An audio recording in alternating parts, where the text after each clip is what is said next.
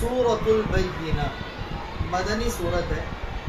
اس صورت کے متعدد نام تفاسیر میں آئے. ایک نام اس صورت کا سورۃ القیامہ، ایک نام سورۃ البریہ، اور ایک سورۃ المنفکین. لیکن اس کا سب سے زیادہ مشہور نام بینہ ہے، اور یہ اس سورہ مبارکہ میں یہ لفظ 2 مرتبہ آیا. بینہ واضح چیز کو کہتے ہیں، بینہ واضح دلیل کو کہتے ہیں. اور قرآن پاک کی آیات کو بھی اللہ جل جلالہ نے بینات قرآن پاک میں کہا. بینہ معجزے کو بھی کہا گیا، لیکن یہاں اس سورہ مبارکہ میں بینہ سے مراد جناب نبی اکرم صلی اللہ علیہ وآلہ وسلم ہیں. ان کی ذات گرامی مراد ہے. جب یہ سورہ مبارکہ نازل ہوئی، یہ امی علیہ السلام حاضر ہوئے اور آ کے عرض کیا، اے اللہ کے رسول، آپ یہ سورت اپنے صحابی ابی بن کعب کو پڑھائیں. آپ نے ابی بن کعب کو بلایا اور کہا، مجھے میرے اللہ نے حکم دیا ہے ان اقرئک ہذہ السورہ، کہ یہ سورت میں تجھے پڑھاؤں. ابی بن کعب رضی اللہ تعالیٰ عنہ نے عرض کیا، اے اللہ کے رسول، کیا اللہ کی بارگاہ میں میرا تذکرہ ہوا ہے؟ تو آپ نے فرمایا، ہاں، تمہارا تذکرہ اللہ کی بارگاہ میں ہوا. اور دوسری روایت میں آتا ہے کہ ابی نے عرض کیا، کیا میرے اللہ نے میرا نام لے کے کہا کہ آپ یہ سورت مجھے سنائیں؟ تو آپ نے فرمایا، ہاں، تمہارا نام لے کے اللہ نے حکم دیا. تو خوشی کے آنسو سیدنا ابی بن کعب رضی اللہ تعالی عنہ کی آنکھوں سے نکلے. یہ سیدنا ابی بن کعب رضی اللہ تعالی عنہ کو اس خاص معاملے سے کیوں نوازا گیا؟ اس کی وجوہات اور اصل حکمت تو اللہ جانے، اللہ کا رسول جانے. لیکن علماء نے ایک بات یہ بھی لکھی کہ آپ کے صحابہ کرام نے مختلف صحابہ کو آپ کی زبان نبوت سے مختلف اوصاف سے نوازا گیا. ان میں سیدنا ابی بن کعب رضی اللہ تعالی عنہ کو کہا گیا، اقرأہم ابی بن کعب، کہ میری امت کا سب سے بڑا قرآن کا قاری وہ ابی بن کعب رضی اللہ تعالی. چونکہ وہ قرآن کے سب سے بڑے قاری ہونے کے اعزاز سے نوازے گئے، اس لیے حکم ہوا کہ آپ یہ سورت خود اپنی زبان نبوت سے ابی کو پڑھائیں. جیسے دیگر صحابہ کرام کو بھی متعدد اوصاف سے نوازا گیا. آپ کے صحابی سیدنا عثمان غنی رضی اللہ تعالی عنہ کو اس امت کے سب سے بڑے حیادار ہونے کے لقب سے نوازا گیا. اور سیدنا فاروق اعظم رضی اللہ تعالی عنہ اس امت میں دین کے معاملات میں سب سے زیادہ جرت مند اور سختی کرنے والوں کے سردار ہیں. اور سیدنا صدیق اکبر رضی اللہ تعالی عنہ اس امت میں سب سے زیادہ نرم دل لوگوں کے سردار ہیں. اور قاضیوں اور ججوں کے سردار سیدنا علی المرتضیٰ رضی اللہ تعالی عنہ. اس امت میں حلال حرام کا سب سے زیادہ علم سیدنا معاذ بن جبل رضی اللہ تعالی عنہ کو ملا. اور قرآن پاک کے مفسرین کے سردار ہونے کا لقب سیدنا عبداللہ بن عباس رضی اللہ تعالی عنہ کو عطا کیا گیا. الغرض مختلف صحابہ کو نوازا گیا. تو ابی بن کعب رضی اللہ تعالی عنہ کا اعزاز یہ ہے کہ انہیں اس امت کا سب سے بڑا قاری ہونے کا درجہ دیا گیا. اس لیے ہو سکتا ہے کہ حکم ہوا ہو کہ آپ یہ سورت ابی بن کعب کو پڑھائیں. سورہ بینہ اور سورۃ القدر میں ربط کیا ہے؟ دیکھیں، پیچھے سورۃ العلق ہے، اقرأ بسم ربک الذی خلق، اس میں انسان کی پیدائش کا ذکر ہے. پھر آگے انسان کو تعلیم دینے کا ذکر ہوا، الذی علم بالقلم. لیکن سب سے بہترین تعلیم وہ ہے جس کی بیس اللہ کی طرف سے نازل ہونے والی وحی ہے. چنانچہ سورۃ القدر میں اس وحی کا ذکر ہے. اب جتنی بھی بہترین تعلیم ہو نا، اعلیٰ سے اعلیٰ تعلیم ہو، اس وقت تک اس تعلیم سے دنیا میں انقلاب نہیں آ سکتا جب تک کہ بہترین نمونہ موجود رہا۔ چنانچہ اس سورہ مبارکہ میں اس نمونے کا ذکر ہے، یعنی جناب نبی اکرم صلی اللہ علیہ وآلہ وسلم، جیسے اللہ قرآن پاک میں فرماتے ہیں نا، لَقَدْ كَانَ لَكُمْ فِي رَسُولِ اللَّهِ أُسْوَةٌ حَسَنَةٌ، تمہارے لیے رسول اکرم صلی اللہ علیہ وسلم کی بابرکت پاکیزہ زندگی میں بہترین نمونہ۔ ایک وہ روایت جو درسی تفسیر کے اندر مذکور ہے کہ نبی اکرم صلی اللہ علیہ وآلہ وسلم نے ارشاد فرمایا کہ جب اللہ جل جلالہ اپنے بندے سے سورہ بینہ کی تلاوت سنتے ہیں تو اللہ تعالیٰ فرماتے ہیں اے میرے بندے خوش ہو جائے، قیامت والے دن مجھے میری عزت کی قسم میں تجھ سے دنیا کے احوال کے بارے میں نہیں پوچھوں گا، بلکہ میں تجھے جنت کا وہ مقام عطا کروں گا کہ تو راضی ہو جائے گا، صرف اس سورہ مبارکہ کے پڑھنے کے اندر۔ تو اس سورہ مبارکہ میں اس نمونے کا ذکر ہے کہ دنیا کی اعلیٰ سے اعلیٰ تعلیم بھی ہو، جب تک نمونہ موجود نہ ہو اس کی وجہ سے دنیا کے اندر انقلاب نہیں آ سکتا۔ تو اس سورہ مبارکہ میں اس خاص بات کی طرف اشارہ ہے، یعنی پیارے نبی کو پوری دنیا کے لوگوں کے لیے نمونہ بنا کے بھیجا گیا، جیسے پیر عبد القادر جیلانی رحمہ اللہ تعالی، ان کا مقولہ ہے ان الرجل لا يفلح الا اذا رأى المفلحین، انسان اس وقت تک کامیاب نہیں ہو سکتا جب تک کہ وہ کامیاب لوگوں کو اپنی آنکھوں سے نہ دیکھے۔ جب وہ کامیاب لوگوں کو دیکھے گا نا، نمونہ اس کے سامنے آئے گا تو اس نمونے کو اپنے اندر لے کے آئے گا۔ دیکھیں جیسے صحابہ کرام رضی اللہ تعالی عنہم، ان کے لیے پیارے آقا نمونہ تھے، تو انہوں نے ان کی زندگی کو اپنایا، پھر صحابہ کرام کی زندگی کو اپنایا تابعین نے۔ چنانچہ ہمارے قریب کے مؤرخ گزرے ہیں سید سلیمان ندوی رحمہ اللہ تعالی، ان کا بیعت کا تعلق تھا حکیم الامت مجدد الملت مولانا اشرف علی تھانوی رحمہ اللہ تعالی سے، اور یہ جو سیرت النبی کی کتاب ہے نا علامہ شبلی نعمانی رحمہ اللہ تعالی کی، اس کی 2 جلدیں تو علامہ شبلی نعمانی رحمہ اللہ نے لکھی، لیکن پھر زندگی نے وفا نہ کی، باقی 4 جلدیں سید سلیمان ندوی رحمہ اللہ تعالیٰ نے لکھی۔ سید سلیمان ندوی رحمہ اللہ فرماتے ہیں میں یورپ کے سفر پہ تھا، جہاز کے اندر تھے، اسی جہاز میں نوبل انعام یافتہ بنگالی ہندو فلاسفہ ٹیگور بھی اسی فلائٹ کے اندر تھا۔ چنانچہ بات چیت کا موقع ملا، میں نے ٹیگور سے کہا کہ تم نے دنیا کے مختلف مذاہب کی اچھی اچھی باتوں کو چن چن کر برہم و سماجی مذہب بنا ڈالا، لیکن تمہارا یہ مذہب دنیا میں پھیلا کیوں نہیں؟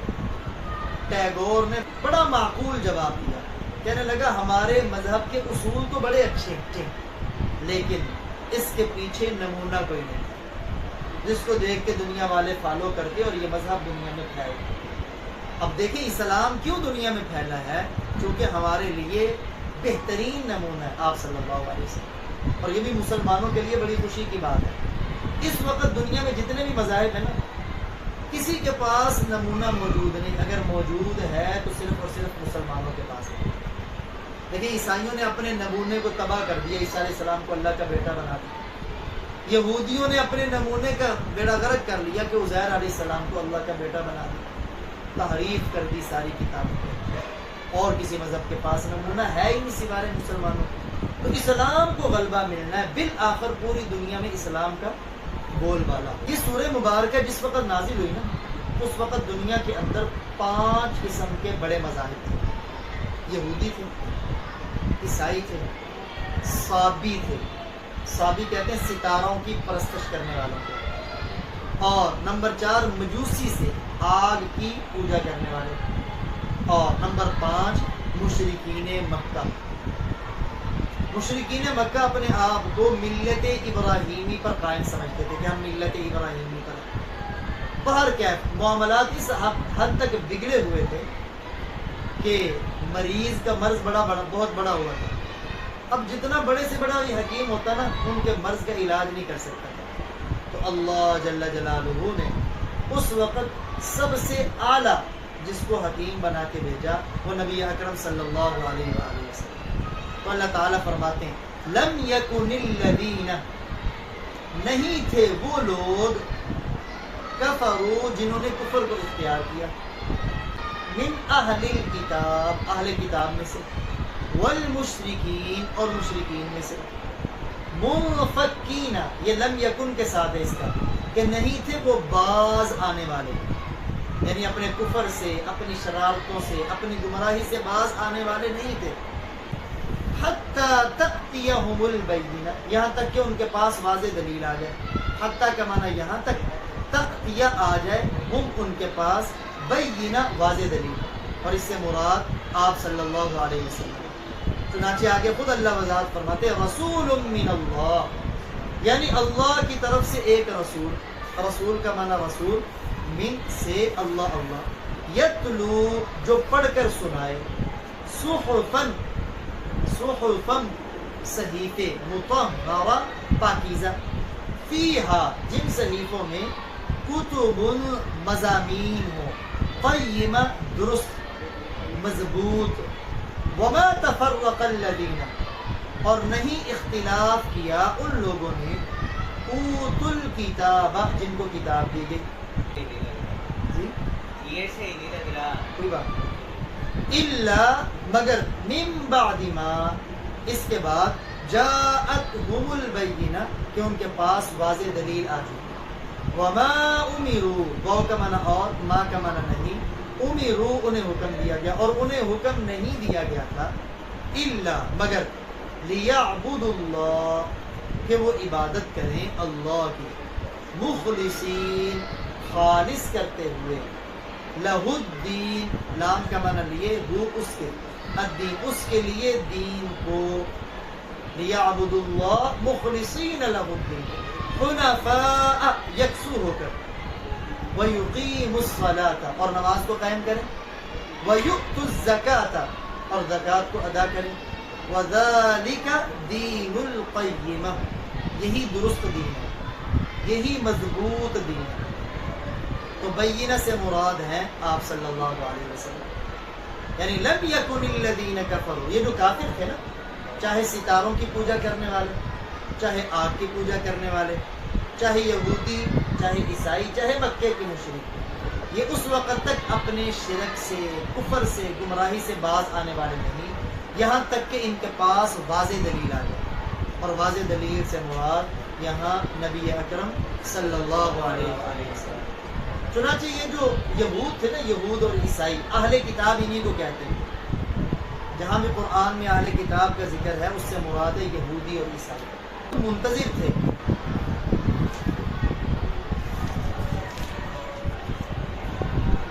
یہ لوگ منتظر تھے کس کے؟ آپ صلی اللہ علیہ وآلہ وسلم کی تشریف آوری تھے. چنانچہ جب ان کی لڑائی ہوتی تھی مشرکوں سے یا کسی اور سے، اس وقت یہ پیارے نبی صلی اللہ علیہ وسلم کا وسیلہ دے کے اللہ سے سوال کرتے کہ یا اللہ یہ جو تیرا آخری نبی آنے والے ہیں نا، اس کے وسیلے سے ہمیں ہمارے مد مقابل پر فتح عطا فرما. جب آپ تشریف لے آئے، اللہ کا قرآن کہتا ہے یعرفونہ کما یعرفون ابناءہم، وہ آپ کو ایسے پہچانتے تھے جیسے اپنے بیٹوں کو پہچانتے تھے، لیکن ایمان کیوں نہیں لے کے آئے پھر؟ حالانکہ واضح دلیل آ چکی، آپ سے بڑھ کر کوئی واضح دلیل نہیں، کیوں ایمان نہیں لے کے آئے؟ حسدا من عند انفسہم، اللہ کا قرآن کہتا ہے صرف حسد کی وجہ سے کہ نبی بنو اسماعیل میں سے کیوں آ گیا، بنو اسحاق میں سے کیوں نہیں آیا. آپ صلی اللہ علیہ وسلم نے اسماعیل علیہ السلام کی اولاد میں سے، اور یہودی اور عیسائی یہ تھے اسحاق علیہ السلام کی اولاد میں سے. پہچانتے تھے، ان کی کتابوں میں نشانیاں تھیں، لیکن صرف حسد کرتے ہوئے آپ پر وہ ایمان نہیں لے کے آئے. حتی تأتیہم البینہ، ان کے پاس بینہ آ جائے. بینہ کیا ہے؟ رسول من اللہ، یعنی اللہ کی طرف سے رسول، یہ ہے بینہ. وہ آ کے کرے گا کیا؟ یتلو صحفا مطہرہ، پاکیزہ صحیفے انہیں پڑھ کے سنائے گا. وہ کون سے پاکیزہ صحیفے ہوں گے؟ فیہا کتب قیمہ، جن کے اندر مضبوط مضامین لکھے ہوں گے. اللہ کے رسول سراجا منیرا آ چکے. چاہیے تو یہ تھا کہ مان لیتے، لیکن آنے کے بعد اللہ فرماتے وما تفرق الذین اوتوا الکتاب. اب آپس میں اختلاف نہیں کیا اہل کتاب نے. کب کیا؟ الا من بعد ما جاءتهم البینۃ. جب واضح دلیل آ چکی نا، اللہ کے رسول آ چکے، پھر انہوں نے اختلاف کیا. چنانچہ نبی اکرم صلی اللہ علیہ وآلہ وسلم نے ارشاد فرمایا اہل کتاب یعنی یہودی 72 فرقوں کے اندر تقسیم ہو گئے. میری امت 73 فرقوں کے اندر بٹے گی، لیکن ان میں سے ایک ہی گروہ نجات پانے والا ہوگا. صحابہ کرام نے عرض کیا اللہ کے رسول وہ نجات پانے والا گروہ کون سا ہوگا؟ تو آپ نے گروہ کا نام نہیں بتایا، لیکن ان کا طریقہ بتا دیا. ما انا علیہ و اصحابی. وہ گروہ ہوگا جو اس طریقے پر ہوگا جس طریقے پہ میں ہوں اور جس طریقے پر میرے صحابہ ہیں. لیکن آپ کے طریقے کو کہتے ہیں سنت اور صحابہ کرام کو کہتے ہیں جماعت. اس لیے اہل السنت والجماعت یہ نجات پانے والا گروہ ہے. باقی آ گیا اس میں مراد وہ گروہ ہے جو عقائد اپنے آپ کو مومن تو کہتے ہیں لیکن حقیقت میں دائرہ اسلام سے نکلے، حقیقت میں وہ دائرہ اسلام سے نکلے ہوئے فرما دیا. تو اللہ تعالیٰ فرما رہے اہل کتاب کا اختلاف تب ہوا جب اللہ کے نبی ان کے پاس آ چکے تھے. وما امروا، حالانکہ انہیں حکم نہیں دیا گیا تھا الا مگر، یعنی انہیں حکم یہ دیا گیا تھا کہ وہ اللہ کی عبادت کریں مخلصین لہ الدین، اس کے لیے دین کو خالص کرتے ہوئے، حنفاء یکسو ہو کر. حکم تو یہ ملا تھا کہ اللہ کی بندگی کرنی ہے، دین کو اسی کے لیے خالص کرنا ہے، بندگی خالص اسی کی کرنی. لیکن انہوں نے کیا کیا؟ اتخذوا احبارهم ورهبانهم اربابا من دون اللہ. انہوں نے اپنے پیروں کو، اپنے مولویوں کو اللہ کے علاوہ رب بنا لیا. ایک عبداللہ بن سلام رضی اللہ تعالیٰ عنہ یہود کے بڑے عالم تھے. کتابوں میں آتا ہے کہ آپ صلی اللہ علیہ وسلم نے فرمایا یہودیوں کے 10 بڑے عالم ہیں، اگر وہ 10 بڑے عالم اسلام قبول کر لیں تو سارے یہودی اسلام قبول کر لیں. لیکن ان میں سے صرف ایک عالم نے اسلام قبول کیا اور وہ تھے عبداللہ بن سلام رضی اللہ تعالیٰ. تو عبداللہ بن سلام رضی اللہ تعالیٰ نے سوال کیا اللہ کے رسول، قرآن کہہ رہا ہے کہ یہودیوں نے اپنے پیروں کو، اپنے مولویوں کو رب بنا لیا، حالانکہ ہم نے تو نہیں بنایا، ہمارا رب تو صرف اللہ ہے. تو آپ نے فرمایا کیا تم جو تمہارے پیر اور مولوی حلال کرتے ہیں اس کو حلال نہیں سمجھتے، چاہے وہ دین اسلام حرام کہہ رہا ہو، اور جو تمہارے پیر اور مولوی حرام کہتے ہیں اس کو تم حرام کہتے ہو اگرچہ اللہ نے اس کو حلال بنایا. تو جو کسی کے حلال کرنے کو حلال سمجھے، حرام کرنے کو حرام سمجھے، یہ رب بھی مانتا ہے. حالانکہ حلال حرام کا قانون اور ضابطہ کس کے پاس؟ اللہ تعالیٰ کے پاس، اللہ کے پاس. تو یہ جو حنفاء ہے حنیف کی جمع ہے، اور یہ ابراہیم علیہ السلام کا لقب ہے. مطلب یہ ہے ہر غلط راستے سے منہ ہٹا کر ایک سیدھے راستے کی طرف منہ کرنا، ہر طرف سے توجہ ہٹا کر ایک اللہ کی طرف توجہ کرنا. شاہ ولی اللہ محدث دہلوی رحمہ اللہ تعالیٰ فرماتے ہیں حنیف اس شخص کو کہا جاتا ہے جو اللہ کی توحید کا قائل ہو، جو بیت اللہ شریف کا حج کرنے والا ہو، جو نماز میں بیت اللہ کی طرف منہ کرنے والا ہو، جو ختنہ کروانے والا ہو، جو ختنہ کرنے والا ہو، نماز پڑھنے والا ہو. اور یہی توحید کا مقام ہے. جس بندے میں یہ اوصاف پائے جائیں اس بندے کو کہتے ہیں حنیف. آگے کیا فرمایا؟ وَيُقِيمُ الصَّلَاةَ. اب چاہیے تھا کہ وہ نماز قائم کریں، وَيُؤْتُ الزَّكَاةَ، اور زکوٰۃ ادا کریں. لیکن یہاں 2 حکموں کو بیان کیا، نماز کو اور زکوٰۃ. توحید کے بعد نماز اور زکوٰۃ. نماز یہ بدنی عبادات کی سردار عبادت ہے، زکوٰۃ یہ مالی عبادات میں سے نشانی ہے کہ مالی جتنی بھی عبادات ہیں وہ انہیں کریں، مالی جتنی بھی عبادات ہیں وہ انہیں کریں. وَذَلِكَ دِينُ الْقَيِّمَةِ. پھر آگے فرمایا یہ ہے مضبوط دین، یہ ہے سیدھا دین، یہ ہے سچا دین، یہ ہے معتدل دین. قیمہ کہ اس میں سے آپ کوئی بھی معنی کر سکتے ہیں. لیکن انہوں نے کیا کیا؟ اضاعوا الصلاۃ، نمازوں کو ضائع کر دیا، واتبعوا الشہوات، اپنی شہوات کے پیچھے چل پڑے۔ آج بھی مسلمانوں کا یہی حال ہے، اکثر مسلمانوں میں وہ ہیں جو نماز کو ضائع کرنے والے اور نفسانی خواہشات کے پیچھے چلنے والے۔ دعا کریں اللہ تعالیٰ امت مسلمہ کو پھر سے صراط مستقیم پر لے آئے۔